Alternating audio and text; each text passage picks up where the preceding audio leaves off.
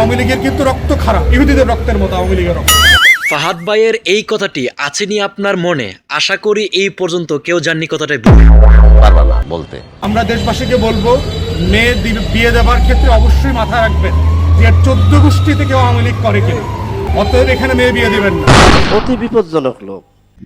একটা দল, একটা মানুষ কতটা নিকৃষ্ট হলে তাকে নিয়ে এরকম মন্তব্য করা যায়? আশা করি আপনার মস্তিষ্কে ব্যাপারটা এখনই ঘুরপাক খাচ্ছে। আমরা দাঁড়িয়ে দাঁড়িয়ে ললিপপ খাবো।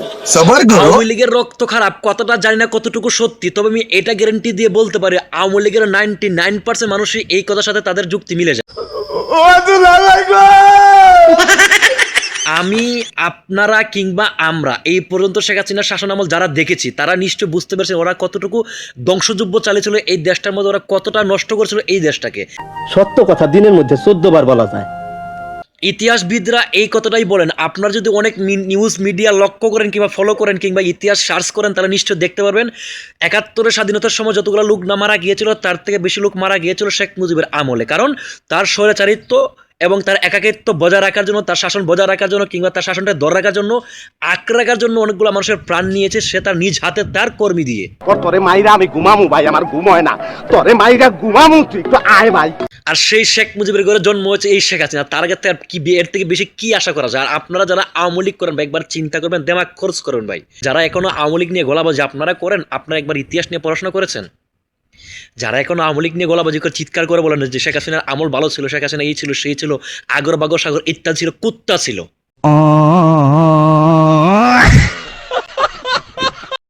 এখন আপনারা বুঝতেই পারছেন কেন ব্যারিস্টার ফাহাদ ভাই বলছেন কোনো আওয়ামী লীগের ঘরে আপনাদের ছেলে মেয়ে বিয়ে দিবেন কিংবা করাবেন না। আওয়ামী লীগকে সারা বাংলাদেশ থেকে সামাজিকভাবে আমাদেরকে প্রত্যাখ্যান করতে হবে, রিজেক্ট করতে হবে। আমার আসল পরিচয় পাইলে তুই খারায় মুইটা দিবি, বহনের টাইম পাবি না।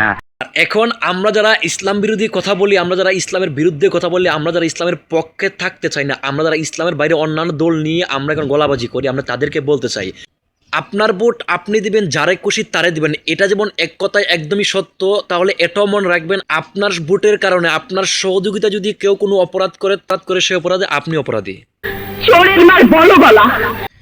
আপনি বলতেই পারেন মাঝখানে আবার ভোটের কথা বলার কারণ কি? কারণ সামনে আসছে নির্বাচন, আপনার স্মৃতিকে করেন একটু স্মরণ। ভোট দেওয়ার আগে ভাবেন 100 গুণ। আমাদের কবি তো বলেই গিয়েছেন একবার না পারলে দেখো শতবার, আর আমি বলি একবার না পারলে দেখো লক্ষ কোটিবার। তারপরও সঠিক মানুষটাকে ভোট দেন, ভোট দিয়ে দেশ পরিচালনা করার সহযোগিতা করেন।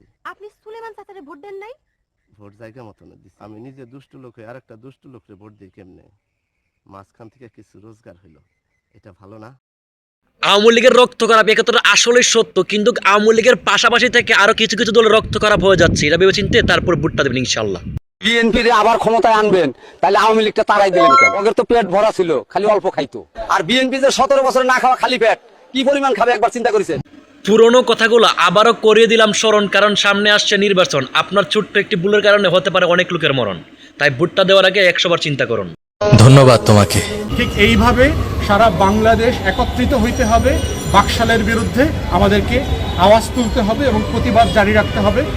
আজকের এই ছোট্টখাটো ভিডিও করার কারণ ছিল ওই একটাই, সামনে আসছে নির্বাচন। ভোট দেওয়ার আগে আমি আবারও আপনাদেরকে বলি বারবার করেন স্মরণ, এমন একটা দলকে আপনার দেশের দায়িত্ব বসাবেন যারা দেশের মধ্যে এই মুহূর্তে আছেন, যারা ভোটার হয়েছে তারা নিশ্চয়ই, কারণ এরকম সুযোগ তো খুব সহজে পাবেন না। আল্লাহ অনেক দিন পর আপনাদেরকে সুযোগ দিয়েছেন।